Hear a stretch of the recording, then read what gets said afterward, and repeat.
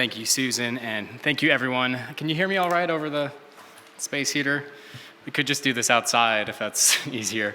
I want to start by thanking everyone who's here today and watching on YouTube, and especially I want to thank everyone at CAPAS, Robert and Thomas and Laura, who's not here with us right now, everyone who's helped out and contributed to this kind of amazing program. And as Susan kind of pointed out last week, it's such a gift to work with our fellows. I really have found myself kind of stretched and pulled intellectually in ways that are quite rare in my life, and I really appreciate that. So thank you, everyone. And now I'll start with a brief apology, actually, because this will not be entirely what I'm talking about today. It was on the poster, though, so I'd keep the title officially.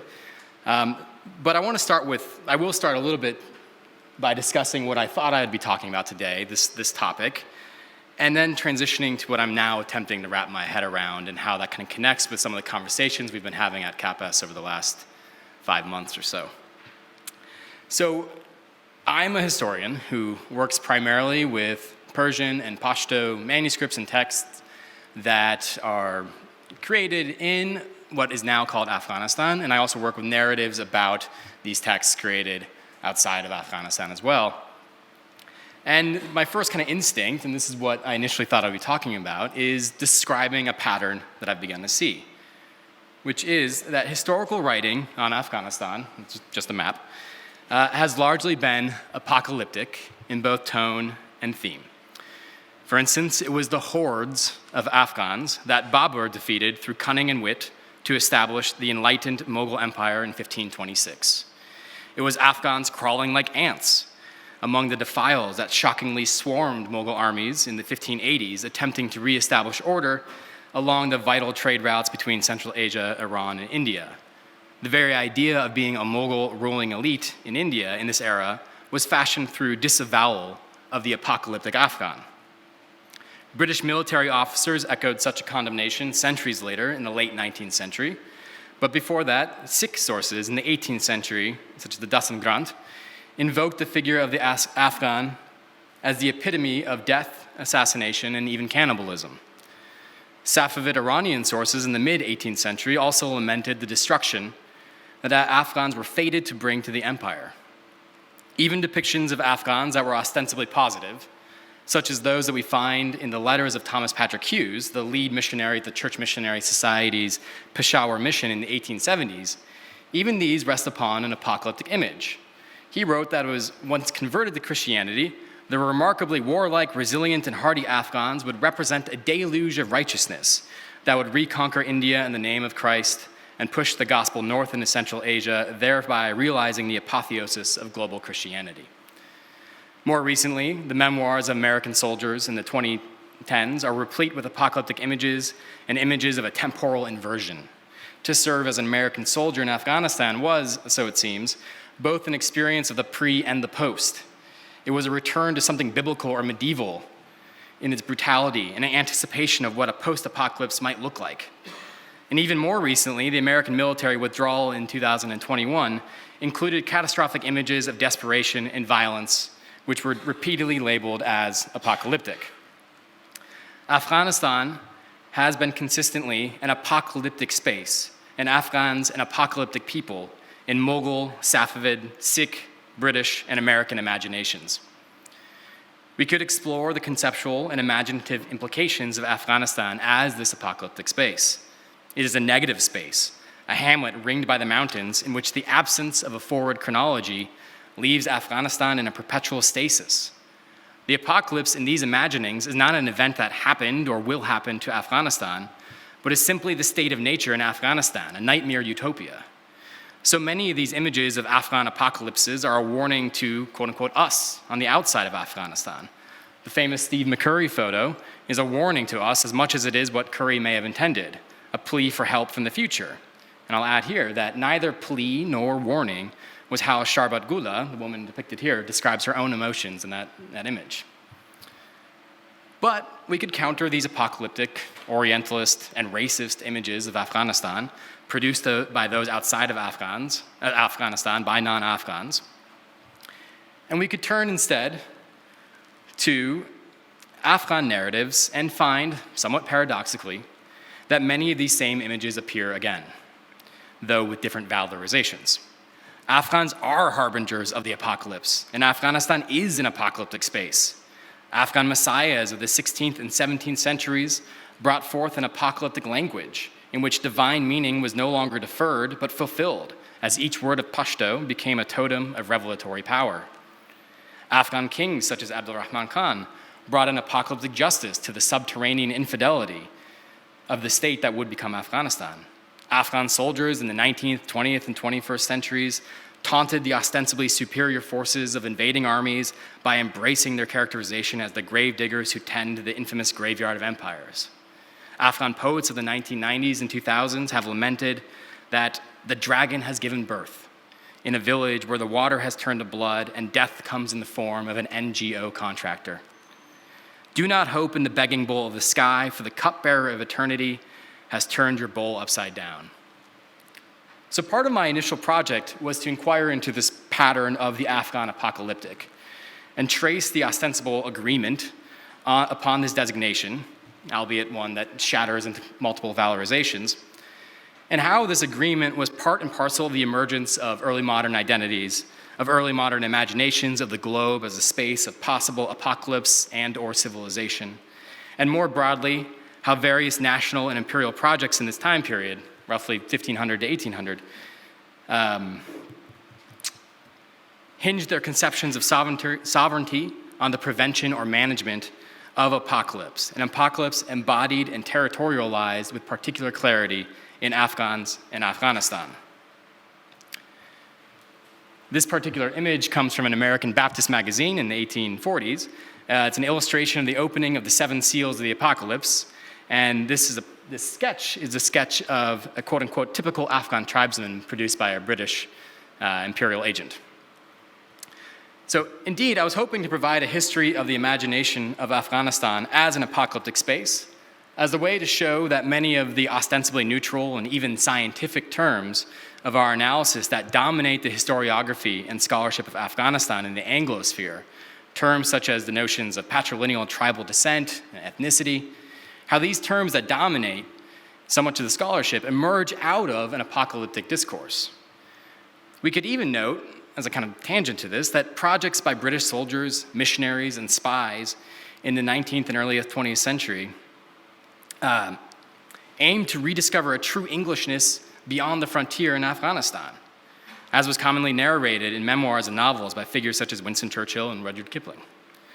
These are also a fashioning of an apocalyptic sense of renewed Englishness through encounter with Afghanistan.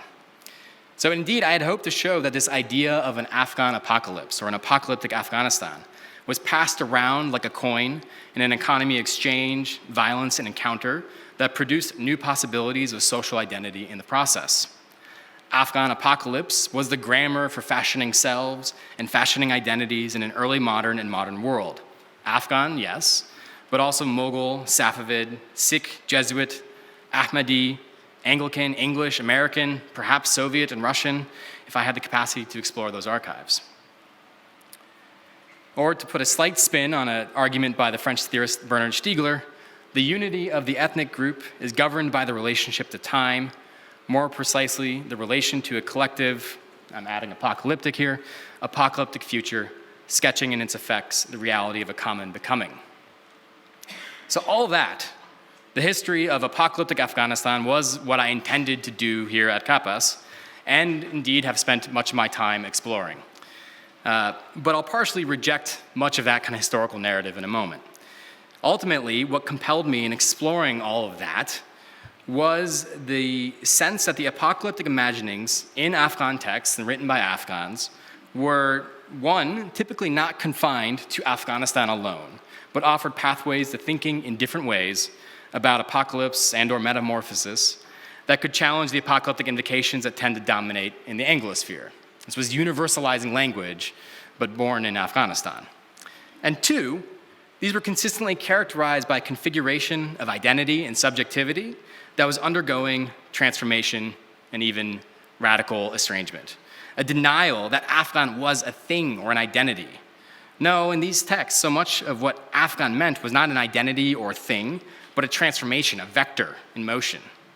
And I eventually felt that the initial method of identifying this pattern and arguing on behalf of its consequence and understanding the emergence of Afghanistan and so forth betrayed my commitment to those two themes of the kind of universalizing nature of an Afghan apocalyptic theory and of this notion that Afghan itself is not an identity or a thing we can pin down, but is a process, a transformation. Frederick Jameson has made the point that allegory is viral, infective, and contagious. Everything becomes allegorical when you begin to look. And I think that's the case for apocalypse too, as many at CAPAS have suggested in these lectures. My initial efforts were inadvertently, I think, strategies of containment, purification, efforts to render the Afghan apocalyptic inert. Even in contesting the common use of ethno-national categories, such as this pairing of Afghan and Afghanistan, I found myself either reasserting the usefulness of the category of Afghanistan as an organizing principle for my project, or I found I was attempting to extricate myself from this contagion of the apocalyptic discourse, all the while becoming more convinced that the infectivity of it was precisely the point. At best, this effort at demonstrating the making of the early modern world through encounters around an Afghan apocalyptic could act as a type of acid that would erode our confidence that we have in positivist attempts to build something concrete up and against the seething potentials of the past. And at worst, this project would reify Afghanistan as an imagined object of lurid and catastrophic fascination. So my goals have thus changed. I'm still more than happy to share what I can about the way that Mughals, Safavids, Sikhs, Americans, Ahmadis, English, Afghans, and others have made themselves and others through a grammar of the Afghan apocalyptic. If the point, however, is that the apocalypse is the hidden continuity between these oppositions, between these various identities and groups, then surely it must speak to me, it must speak to us as well. Rather than adopting Afghan apocalyptic as the content of my project, the goal was to let the Afghan apocalyptic slip the quarantine of content and become something like process and conceptual framework, as impossible as that may be. And if that's the case, then as we'll see, we're stuck with echoes of allegories, apophatic temporalities, and silences that fill the space of speech, and the term Afghan is not fixed description, but a label to shed and slough. A vertigo opens up where I suddenly see myself as proof of the apocalypse and a participant in it. A non-Muslim American in 2024 Heidelberg commenting upon this or that apocalyptic text of 1591 or 1748. Is that not itself an inadvertent demonstration of the trans-temporal reverberations of these apocalyptic texts? Is it not evidence of an end or a catastrophe of some sort that has left them meaningful but in completely different ways against new horizons? And so I've begun to reorient the nature of this project to try to let the thematic content of Afghan apocalyptic shape the methods that I use. Not merely for the sake of some greater clarity or precision in English language histories, but for the sake of letting the Afghan apocalyptic and plot me and my scholarly position into its own looping chronoscapes, into a relationship with the past that is not one of possession or tradition, or one of salvaging something to save the future, nor one in which the past becomes a resource to help us solve our present. Rather, the apocalypses of the Afghan past that I hope to explore today and that I hope will slip the content to become process and render us content, these are ones in which the apocalypse is both an allegorical narrative and an allegorical means for stitching together different scales of temporality. It is one for thinking of ourselves as destined to become something else. So to bring it way down to earth for a moment, I'm going to spend the rest of the time just talking about 3 scenes from the various kind of sources I've collected. 3 examples of the Afghan apocalyptic. One is a scene of Mary and Jesus reborn in the Afghan highlands. One is a curse delivered by Muhammad. And the third is an apocalyptic allegory supposedly written by a conquering king. What we'll ultimately see, I want to claim, is somewhat of an old lesson. Static images of Afghanistan or Afghans as a place of relentless, catastrophic violence are products of a particular political and material moments.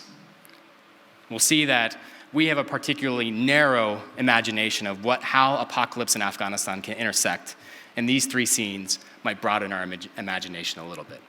And then at the conclusion, I hope that we can kind of raise this question about what would Afghan apocalyptic as a method for all of us, not just for my particular sources, what might that look like? Okay, so our first apocalyptic scene is set in a village near Nangarhar, probably around the year 1570 or so. You can see Nangarhar, kind of right up there, it's right by Peshawar. It's near the contemporary town of Jalalabad. At this time, the Mughal Empire was governed by Emperor Akbar, with a wandering court that could migrate between cities such as Agra and Lahore in a continuous demonstration of the Mughal military might that muscled the empire into a bid for being the most powerful in the world. By 1570, before the year 1000 of the Hijri calendar, sorry, is the mic still on? Or did I turn it off? Okay, thank you. By 1570, shortly before the year 1000 of the Hijri calendar, a man named Bayezid Ansari had for some years then been an apocalyptic preacher and teacher, calling the people of these highland regions between Peshawar, Kabul, Kandahar, and Kanigaram into a fuller, more radical realization of what Quranic monotheism truly meant, a blitzing light of unifying truth that dissolved former hierarchies and markers of identity, and even dissolved expectations for performing the formal markers of Islamic piety. This is a Messiah preaching about how the old rules no longer apply. All of it was washed out by the light of Bayezid's apocalyptic call for continuous chanted remembrance, a zikr, a recollection of God's immersive presence, of our radical contingency as human beings spoken into existence and just as easily spoken out of it, and of language as a way to prepare our bodies and souls for the coming apocalypse in which Pashto, the language of this region, would be the language bearing divine truth in an unmediated way. His followers became known as the Roshaniya, the people of light, and they understood Bayezid to be the Mahdi, the guided one, a Messiah figure who would usher the Muslim community through the events of the end times. So, in Nangarhar, around 1570, we read in the hagiography of Bayezid Ansari, that is, we read in the kind of sacred biography, sacred collection of narratives composed in Persian and Pashto about this figure, we read about an old woman and an infant. The old woman was known as Maryam Thani, the second Mary. The infant was known as second Jesus. There is no indication that second Mary was the mother of second Jesus, but there is a connection between them. For upon the birth of the second Jesus, second Mary heard the infant second Jesus speak the zikr of God. That is, this kind of recollection, this chanted recollection of God's name. And so second Mary forsook all food and nourished herself solely on the infant's zikr. This is just the image produced contemporaneous to it of Mary and Jesus in a kind of Mughal style, but just kind of contemporaneous image. So for 40 days and 40 nights, second Mary fasted, and she fed herself only on the infant's words before dying, as the text tells us, fastening herself as a friend to God. The people of the village understood this as a sign of the imminent apocalypse and of the unveiling of Bayezid Ansari as the Messiah, as the Mahdi. After second Mary's death, a Mughal caravan passed through the village. The villagers were disgusted by the short-sighted commitment to material wealth represented by a caravan. This was the time of the end. And so they burned all the caravanners' goods and then held a feast. For the feast, one butcher in the village was able to slaughter 40 sheep without any assistance because the sheep joyously stretched their necks to the butcher's knife. The caravanners, meanwhile, they went to Kabul and they told the Mughal governor there that Bayezid Ansari had drawn his sword and the Mughal army in response sent 400 cavalry to annihilate the village. This was the beginning of a 40-year series of conflicts and battles between the followers of Bayezid Ansari and the Mughal Empire that would occasionally destabilize the empire's control of the entire region and critically threaten the trade routes from Central Asia and India. So why do I mention this scene? I believe it gives us some sense of the characteristics of the Afghan apocalyptic that I'm attempting to explore. There are elements that are fairly recognizable to any student of apocalyptic movements. There's a Messiah who emerges. We're careening towards a special year. It's the year 1000 in the history calendar, and things kind of go bust at that point. But what about these curious titles of Second Mary and Second Jesus? What about these sheep and the idea that they are leading themselves to slaughter? Some of this ties well into recent analyses of the apocalyptic temporality of Islamic eschatological traditions, analyses by Aziz and Al-Azmeh and Basit Iqbal. Al-Azmeh in particular has emphasized that the Islamic apocalyptic tradition, if we want to call it that, is one of temporality but not sequentiality. It is not a series of events that will culminate in a single moment, but is rather a fragmented set of signs that can be perceived in any particular sequence that point to the ontologically different, qualitatively different texture of an apocalyptic temporality that is always here and now. It is duration, or dureh, it's dahr in Persian and Arabic, in which a sign of the end, as Al-Azmeh argues, demands our recognition of that sign as a metonymic part of the whole. A sign of the end is the fullness of apocalyptic temporality, but in fragments. We don't pinpoint ourselves on a linear movement towards the apocalyptic future, but rather the apocalypse is past, present, and future melted together as kind of metonymic signs for us to recognize and grasp. It's a way of seeing and witnessing certain moments in particular light. The apocalypse is thus something that has always already happened, even if something like the resurrection might still be an event to come. So what are these signs? Well, one of them is the second coming of Jesus, who will accompany the messianic figure of the Mahdi. Another is that animals will acknowledge the presence of the Mahdi. And so as Basit Iqbal extends Al-Azmeh's argument, such signs of a durational apocalyptic temporality fractures the claim of a totalizing linear temporality, or what Ethan Kleinberg has called a kind of naive ontological realism and its sense of time. These signs are not necessarily signs of what is to come, but they're signs of an excess in time that is not contained by the linear unraveling of time as a line. We are exploring an interaction between multiple scales and forms of temporality. It's neither linear nor cyclical, but metonymic. Other signs of the apocalypse are signs in which the figure of the Mahdi, Bayezid Ansari in this case, recapitulate the Prophet Muhammad. And indeed, we see in this hagiography, in these narratives of Bayezid, moments in which he relives or re-experiences some of the critical moments of the Prophet Muhammad's life. For instance, Bayezid's first battle with the Mughal armies includes 313 soldiers, followers. This is the number of warriors who joined Muhammad at the Battle of Badr. It is also the number of soldiers who will join Jesus and the Mahdi in an important battle that is coming with the Antichrist. The apocalypse, therefore, is not an ending of time as a string, but a shattering of sequence itself. And if that is the case, the apocalypse is quite useful for someone like Bayezid Ansari in grounding the messianic claims of someone who is speaking from outside of institutionalized form, torchbearers of lineage and tradition, such as Bayezid.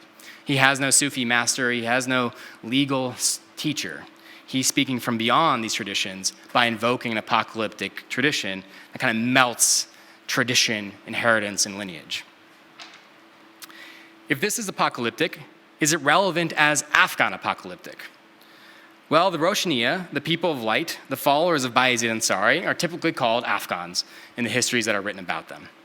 But they claim that they cracked apart from their old subjectivities and their old identities due to the blessed fracture of the apocalypse. Whenever asked what tribe they belonged to or if they were Afghans, they denied the questions. And they claimed that they were simply the Roshaniya, the people of light. At times, they even became Bayezid Ansari himself. You might have noticed, or probably didn't, but in that story of second Jesus and second Mary and the fasting and the dying, Bayezid was not actually present at all. This is set he's off screen in a sense. At other points, in the hagiographies of Bayezid Ansari, we have the opposite problem, where there are way too many Bayezids, where a Bayezid Ansari meets his doppelgangers in villages around Afghanistan. So from no Bayezids to too many Bayezids.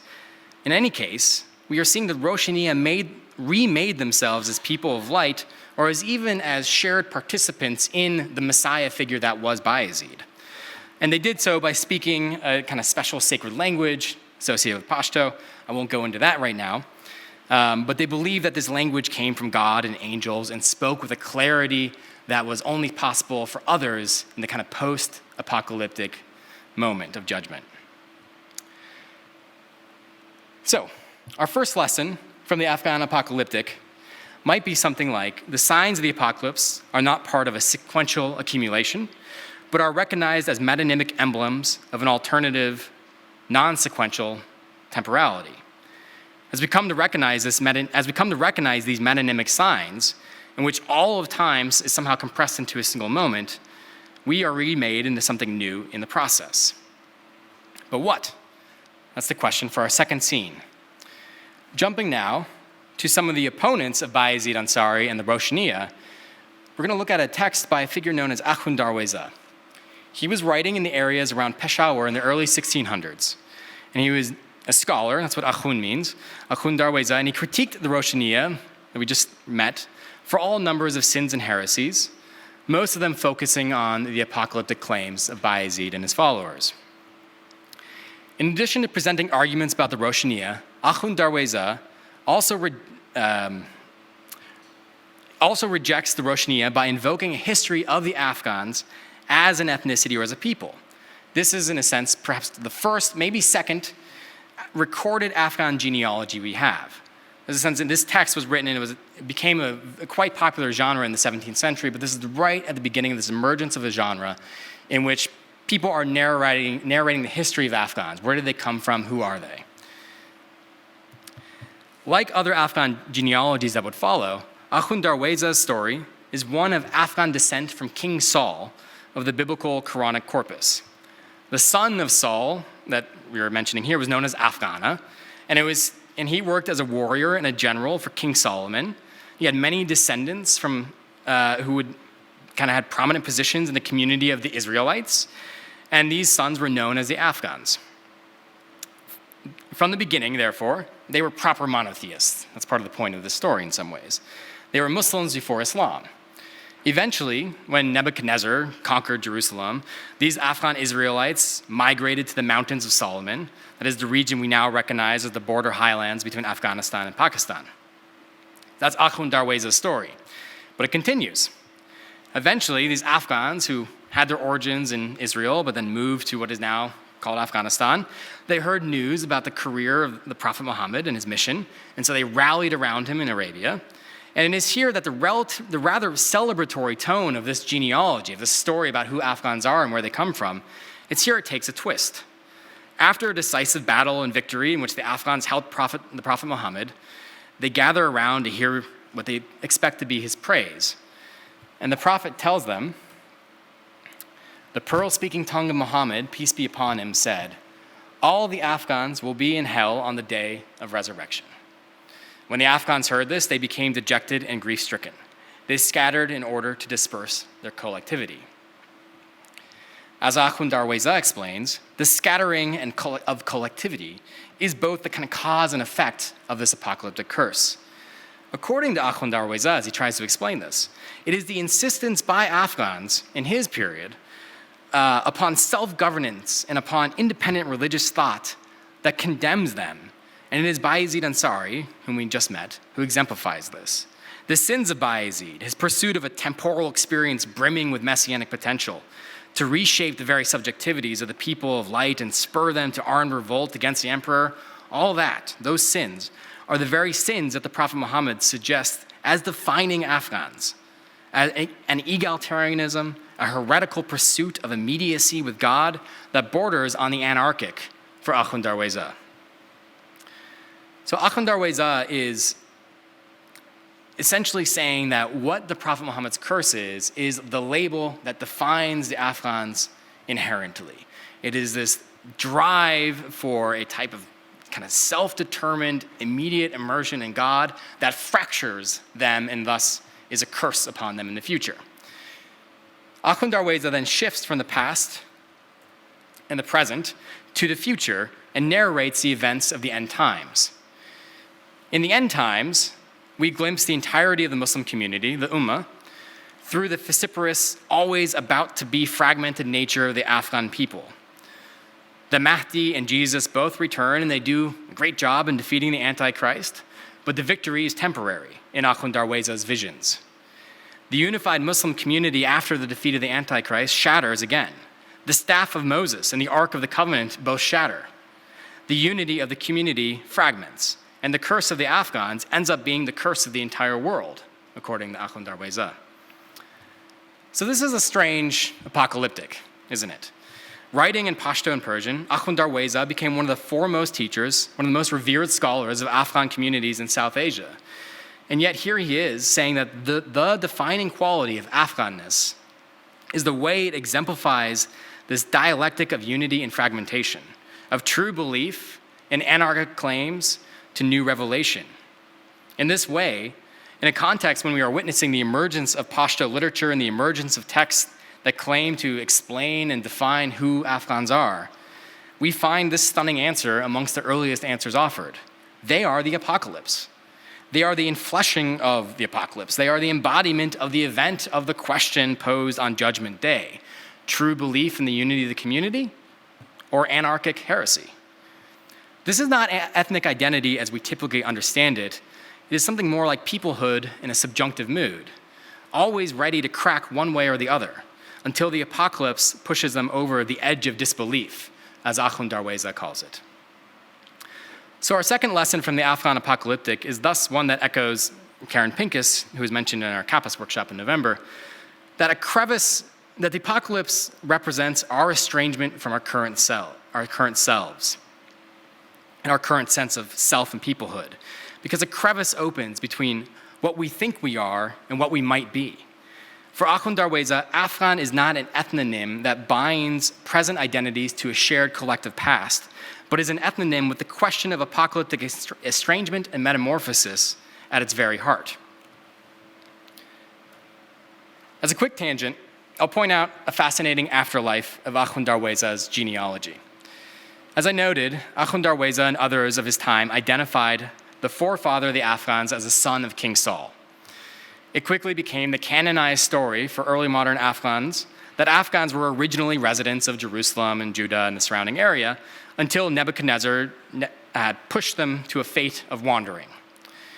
You might be able to guess where this is going, because when, in the early 19th century, French, German, British, and American explorers and missionaries were traveling the world in search of the lost tribes of Israel, which is part of their own apocalyptically minded colonial efforts, they basically identified everyone as a potential candidate. The lost tribes were in the Americas, they were in Japan, in East Africa, and Hawaii, and so on. But here figures such as William Jones, Joseph Wolfe, Isidore Lowenthal, Mount Stuart Elphinstone, and others found internal claims to being a lost Israelite tribe.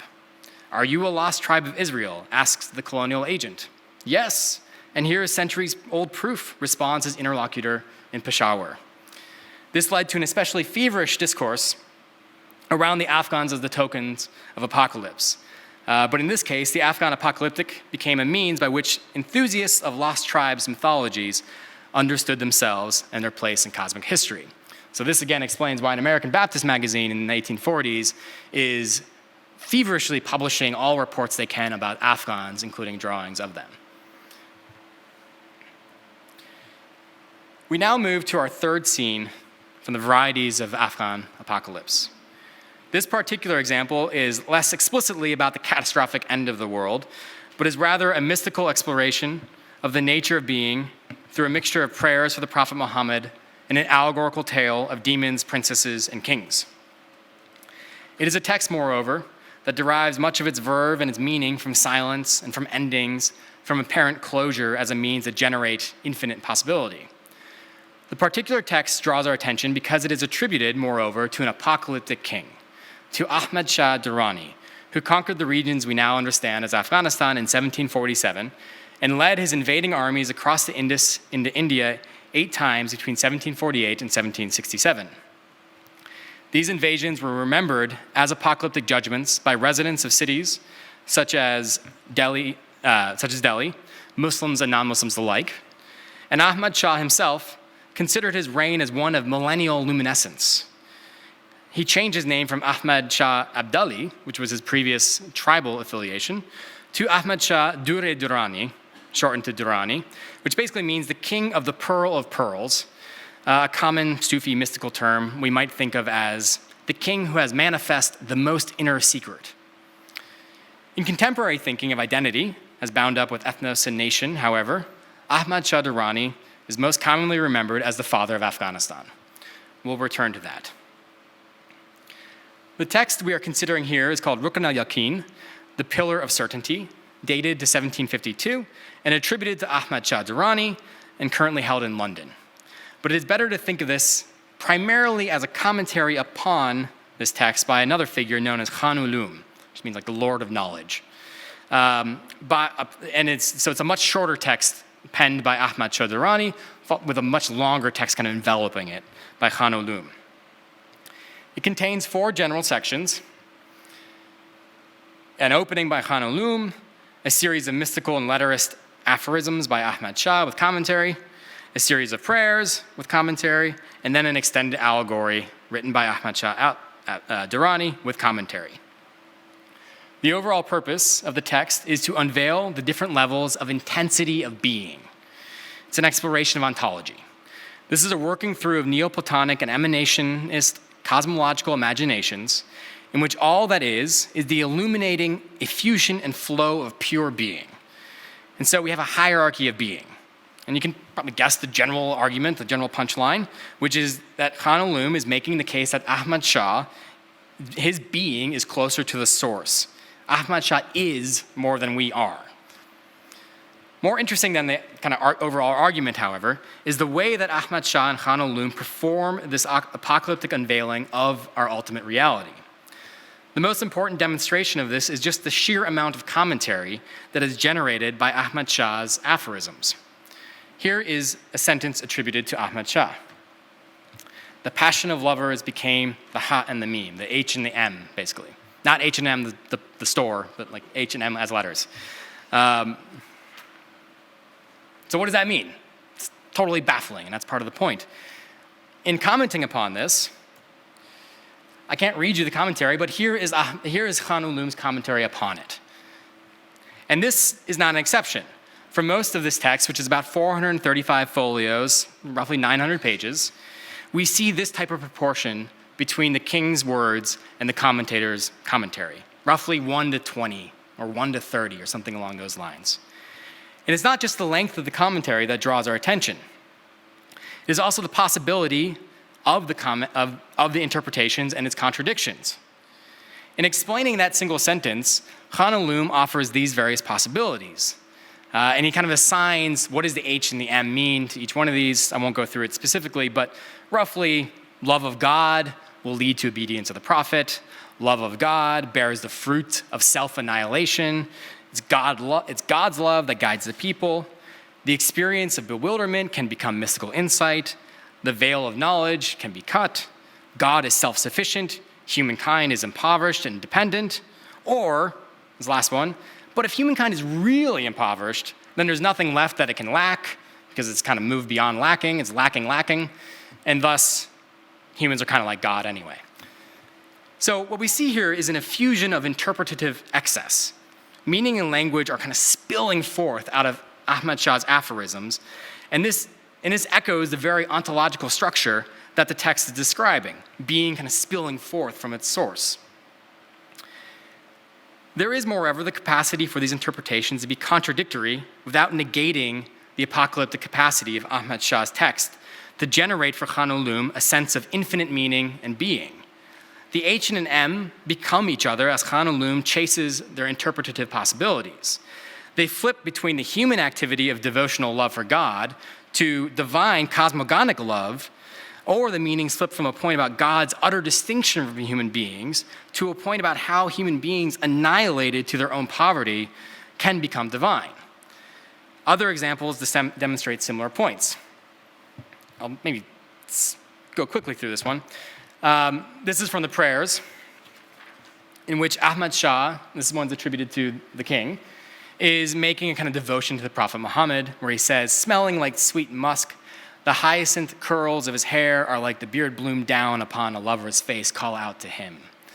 So commenting upon the Prophet Muhammad's curls is a very kind of common trope in Islamic devotional texts. So what does Ahmad Shah, commentator, make of this? Well, Khan al-Lum commits himself to another grand circle of interpretation. The hair is actually code for certain letters. Certain letters in the Arabic and Persian alphabet are curlier than others, for instance.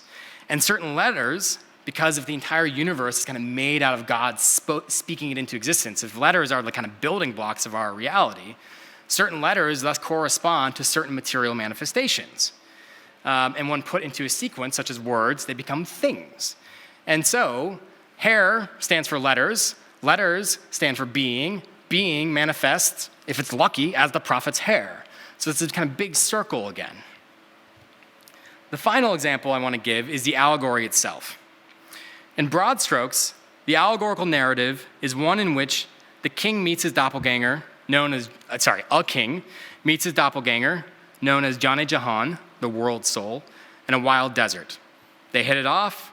After some metaphysical discussions and arguments, the king suggests that world soul marry his daughter, Rehana, sweet basil, something like that.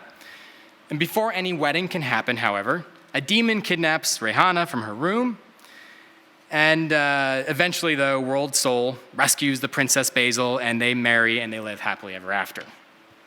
Great. How does Khan al-Lum explain this? Well, as he interprets it, the story is one of being becoming manifest.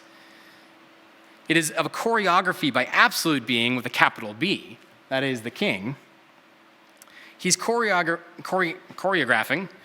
the relationship of pure being and Mohammedan reality with a particular manifestation in the appearance and form as Rehana. So it's particular being wedding with Mohammedan reality to form a kind of perfect marriage of kind of Islam in the world, all coordinated by the absolute being who is the king.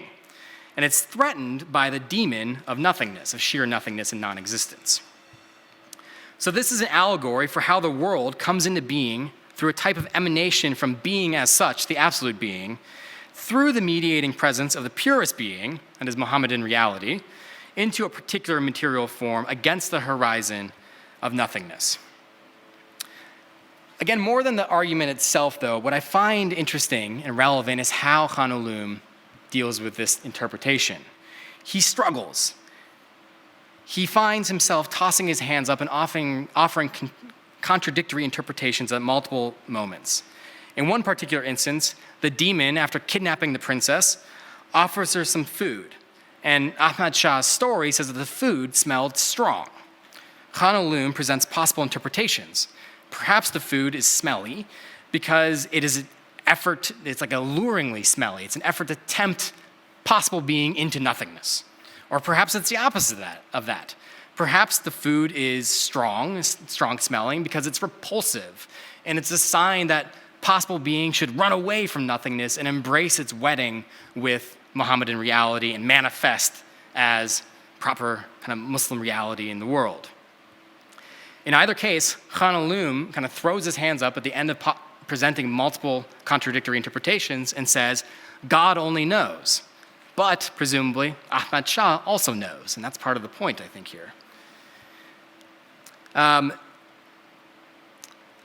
other points, Khan al-Lum suggests that each of the main characters, aside from the demon, are all representative of the author of this allegory, that is Ahmad Shah Durrani.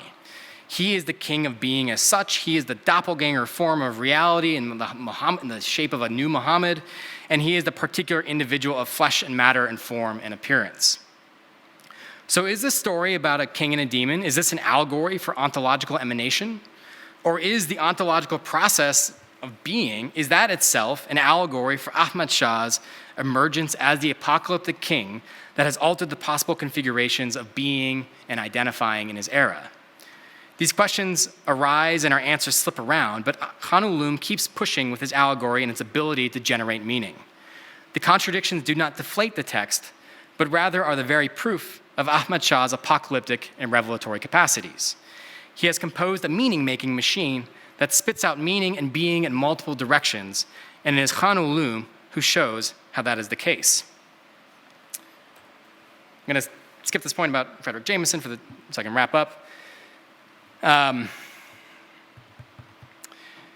mentioned earlier that Ahmad Shah is often considered the father of Afghanistan. Notably, though, the word Afghan in Afghanistan never appears in this text. The Pillar of Certainty, this text, is undoubtedly a text aimed at establishing the authority of Ahmad Shah as a supreme king and sovereign. But in this text, it is not that Ahmad Shah becomes king to the Afghans. He becomes king of reality itself.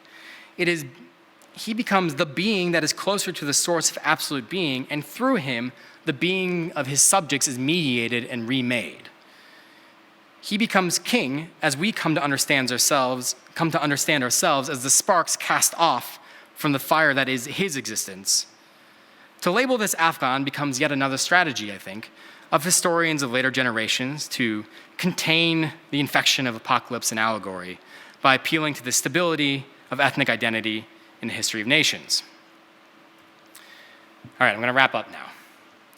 I've offered these three scenes of the Afghan apocalyptic in the early modern period as a way to kind of share some gestures towards apocalyptic thinking that they offer. One is an apocalyptic temporality of recognizing the signs of the end and putting them together like a puzzle, a metonymic temporality, so to speak, in which a part kind of stands in for the whole of time. An apocalyptic becoming in which identity is something that's sloughed off in the apocalypse, or in Ahund Darweza's formulation, a braiding together of the subjunctive apocalyptic possibility with the very notion of group identity. And then finally, we see the breakdown of stable allegorical categories. There is no way to sort the allegory that Khan Ulum is interpreting into a stable way, but it is through that breakdown of allegorical categories that new configurations of being and truth and new subjects are interpolated. In all three gestures, we see that Afghan is a term that is disavowed, at least insofar as it conveys a type of stable ethnic identity. We also see that time is something that can be bent and shaped in multiple directions. It's on this last point, though, on allegory, that I think needs our greatest attention, and this is how I'll end. Allegory and apocalypse have long shaped how Americans, at least, have imagined and understood US military incursions in the regions. Afghanistan as an allegory for a world without American order, or perhaps as an allegory for what America would become or has been in the past. The Afghan apocalypse is as a matter of eternal suffering and catastrophe, territorialized into this place called Afghanistan as an allegory for future apocalypse. These are all ways that Americans kind of imagined and used Afghanistan as an allegory for its own dwelling upon the past and the present. The concept of allegory and apocalypse have generally been, I think, destructive ones that distract or dazzle those who might wish for a reckoning of American imperial crimes, or even some sense of a shared, mutually dependent and present and future. Allegory and apocalypse, as aspects of the American imagination of Afghanistan, have resulted in staid solipsism. Consider the near complete silence that exists in the Anglosphere media around the recent changes in immigration law in Pakistan that have resulted in the ongoing displacement and removal of some 2 to 3 million Afghan refugees who have crossed the border into Pakistan in the recent decades of American occupation. Afghanistan typically enters the American imagination only when useful and instrumentalized as an allegory for something else, an allegory brought to bear in the service of American interests. But there are other ways to think about allegory, apocalypticism in Afghanistan, as I hope we have seen. So I'm not suggesting that we adopt, say, Ahmad Shah's way of thinking allegorically and apocalyptically. Rather, I am suggesting that we, at least, can more readily come to see and understand how fully frozen and enclosed the apocalyptic imaginations and allegorical frameworks in the Anglosphere have become when we place them against the subjunctive movement and dynamism of the Afghan apocalyptic that we have explored today.